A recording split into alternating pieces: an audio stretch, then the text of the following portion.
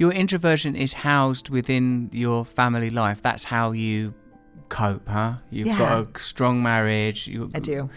And you've got, like, obviously strong relationships with your immediate family members, and that's where you can be. This is something that I'm coming to quite late in my own life, like a marriage where I feel like I'm at ease, where I'm at peace, relationship with my children. Another thing that I wanted to ask you about for my personal edification was like, what are you doing about, like, children? They're 1 and 2. My 2-year-old daughter, she's intense person, real intense. She hits the other one, she hits me. She's really intense. Like, what do you do when you're dealing with people? Like, you know, like, how do I deal with this little person that has limited language skills, limited emotional abilities, but from the outside it looks like a great deal of power? You know, they have, she may have a lot of power. And I think, you know, first of all, 2 is an how many months is she? 2 years and 2.5. 2.5. So, Barrett and I are looking at each other. This is a tough touch point. She's my sister. Ah. Yeah. Oh, yeah. Right. Okay. Yeah. And she has an identical twin. Yeah. And we have a brother in between. But so it's really interesting because up until about 18 months, kids are pretty compliant. And then between 18 and 24 months is when children develop a separate sense of self. So if you look at some of the early studies that probably would not get through human subject today, where they took like maybe a 16-month-old, they'd put rouge on its nose, they'd stand it next to the caregiver in a mirror. The child would look at its nose and look at the caregiver and then try to wipe the rouge off the caregiver. They don't know that they're separate people. But then starting 18, 24 months, you put the rouge on, they look in the mirror, they wipe it off themselves. They know that they're separate now.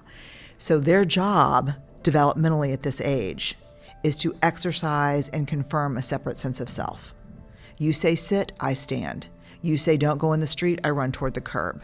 Charlie we'd put peas down. We're choice theory parents. So we believe in choice theory, which is saved. It's just amazing. So we would put peas on Charlie's tray to eat for supper, and he would pick them up and he'd throw them on the floor. And we'd say, Charlie, you have 2 choices. You can leave your peas on your tray, or you can be done eating. What do you choose? He'd look me right in the eye, take those peas, drop them right on the floor, and say, okay, Charlie, you chose to be done with supper. I'm hungry. Yeah, I know, it's too bad. I really wanted you to eat more, but you chose to be done. That's it. He's done. How many times do you need to do that before they recognize? It's a harder question that you need to ask. How many times do you backslide before they don't believe you? Fuck, every time. Right. I'm always backsliding. You have to backslide once before they know you're full of shit. This kid's got me. But then here's what's terrible about that. The backsliding instills in them a sense of insecurity about place and self. Oh, no. Yeah. Protein this time. Potassium's not going to be enough. You switch from bananas to pecans. Yeah, and so it's really funny because Steve is a pediatrician. You know, most parents will come to me and say, oh, my God, my 2.5-year-old or 3-year-old has become like, a revolutionist. They're holding the entire family emotionally hostage. They're hitting, they're biting. And Steve will, as a pediatrician, will say, tell me more. Okay. Oh, this is wonderful. Developmentally right on task. So his viewpoint is if they're not pushing back a little bit at this age, but this is where super capable of understanding empathy. So reach over and kind of tap my face like you're hitting me like a 2-year-old. Hey, Russell, when you hit Dad's face, it hurts Dad. That's not okay. We don't hurt each other here. You keep holding a hand, you make eye contact. Yes. Yeah. And then let's do it again. Okay, then, but no hitting, right? And Russell, if you choose to continue to hit Mom or Dad, you're going to lose some privileges and go to your room. And you're going to have to be by yourself until you figure out why you want to do that, because it's hurting people's bodies. You're hurting my body. So then, okay, Russell, I'm so sorry you chose to go to your room. You don't engage in the power struggle. You're not making the choice. You're not sending her to her room. Brilliant. You're saying, and it was interesting because that was a 3-strike system, I noted. What 3-strike system? Well, it's like the first one, there was a bit of conversation. You're adding a 3rd strike. Oh, fuck. Yeah. Get the hell on with Yeah. it. No, it's like, here's what I'm going to tell you. I'm going to teach you and understand. You're hurting dad's body. You're hurting daddy's body. And we don't hurt bodies here. Like, do you spank? No. Yes, like we don't spank. So we can say, in our family, we don't hurt each other's bodies. And so, but it's a really 2.5, 3, a really important time to start teaching empathy. That really hurts. And we don't do that here. Daddy doesn't hurt your body, you don't hurt daddy's body. Are you good at maintaining in general external sort of composition when you're feeling quite volatile inwardly? Because both the trip to the woman next door or over the road, wherever she is, that bloody drunk, get her around, she sounds like a laugh. Yeah. Or addressing the child. It's like, for me, that like when, like yesterday, Mabel, my 2.5-year-old. Oh my God, that is the best name she's ever. So cute, this kid. She smashed my wife in the face with like a sunglasses case. My wife cried, like from like pain, and I felt so angry. And I picked her up and I was holding down the anger, and I went, look at mummy.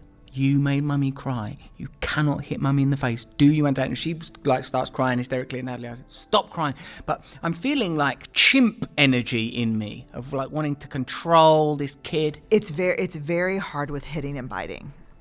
Hitting and biting brings up something I think looking at parents, like, and all of us, especially if they start doing that when they get to school, like if they're going to like Montessori or doing something like that, or any school, then it's really hard because you get the call where, Mabel's bit someone or hit someone and now they're not welcome back in the classroom anymore. And then you're like, what the, then you go into your own shame stuff about, well, we don't know where she's getting that because we don't watch any television with hitting, read books with hitting, or do any hitting in our house. We're an anti-hitting. She learned that here. When did you expose her? And you get all in your crazy shit. But I think it's okay if you've got the chimp energy.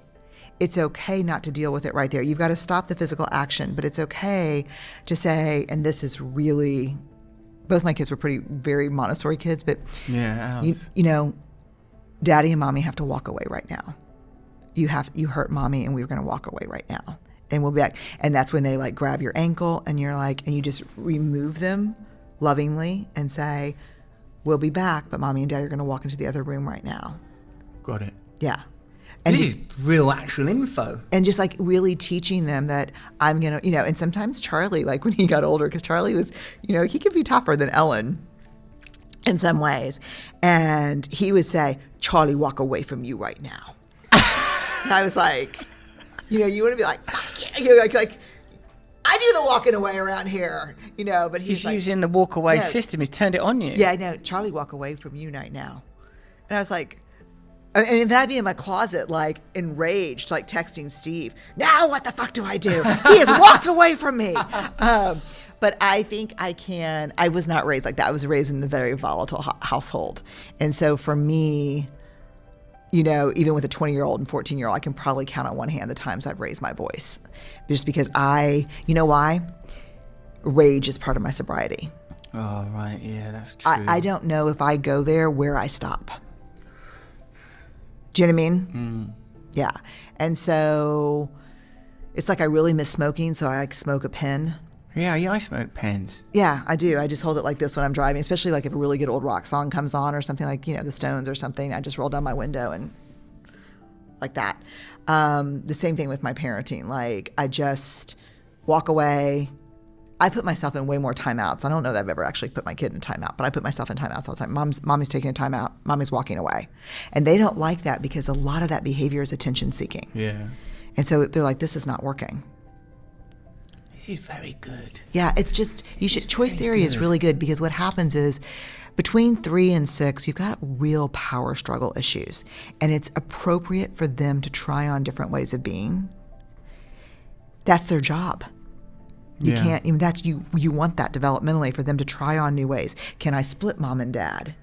Can I, how long really is their tolerance for this fit in the middle of Whole Foods? Like, will they make it a minute and a half? or am I going to get the banana chips at 91 seconds? So that's what they're doing. She cracks me so easy. Yeah. She cracks me so easy. I suppose, do you know Gabor Mate? Yeah. Oh, you'd like him, He's like an addiction specialist. He's beautiful, really good on trauma, fantastic. And I told him like a story like that she'd wanted chocolate in the bath, and it was bedtime. My wife goes, "No, of course you can't have chocolate in the bath." I was already back from the kitchen. Here's your chocolate. Anything else? Do you want me to tell you one final scary thing about parenting that really changed it for me? Go on. We studied parenting, and here's the thing about boundaries. Children learn boundaries from observing how you hold them.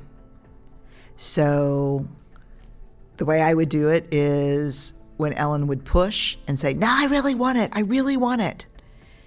Fast forward to her in the back of a car. She's 16. She's on a date. He's saying, "I really want it. I really want it." I brought the chocolate. I modeled and taught her to give in when it gets too hard to say no. Because I was thinking I'd better do all that when she was more verbally dexterous. I say, right, here's our philosophy here. We don't do anything for anybody. But by then she's already learned it from the emotional it's now. Oh, it's bollocks. It's now. Right. Okay. Yeah. But I think all of this is doable. But this is not something like, presumably Charlie, you've been doing that choice theory and he's got you in the cupboard while he's going, "Charlie, walk away." So it's not like this is not a 24-hour project. This is continue to do this with varied results, but incrementally improving. No, he walked away and it was good. He was angry. He walked away. Right. That was great. Good that he did it's that. good. I thought that was part of the power struggle. No. Little bastard. Yeah. No, he's like, "Charlie, walk away." And I'm like, "Okay, that's fine." But But Ellen was more of a pleaser. But here's why we did it. I studied choice theory in school when I was working in residential treatment. So I was working with teenage kids who had been removed from their parents permanently and would grow up in a treatment facility. And I was one of the only caregivers for a 2.5-year period that never had to physically take down a child. Like, we're trained to take down children when they get violent, when they're doing, but I never had to because I did choice theory. So I would see you and I'd see you getting ready to fight and I'd say, "Just give me 1 fucking second, Russell. You have 2 choices. You can get in this fist fight and you will beat his ass. There's no question you will win. Or you can watch the World Series tonight. You beat his ass, you'll have no television for 2 months. What's your choice?" Can I watch the World Series? Come live at your then, house with you, please. Yeah, then go calm down. And so even when I'd have to take something away, I'm like, "I'm really sorry you chose that. I was hoping we'd be able to do this."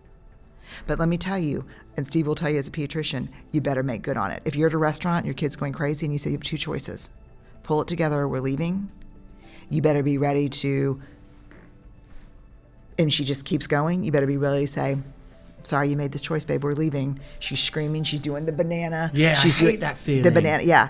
And then, your wife's getting everything to go, you better leave. Don't say it unless you're going to back it up. Oh my God, I'll tell you what, we've covered quite a lot of scope there. We started very macro. We did. And very we got political. Baby. And then we got right down into parenting. Yeah. And I never doubted you for a second. I never doubted your integrity, your authenticity, the information that you were giving, your foundations as a human being. I never felt patronized. I've got some chance to silently examine my own Oedipus complex during that. So thanks for that as a freebie.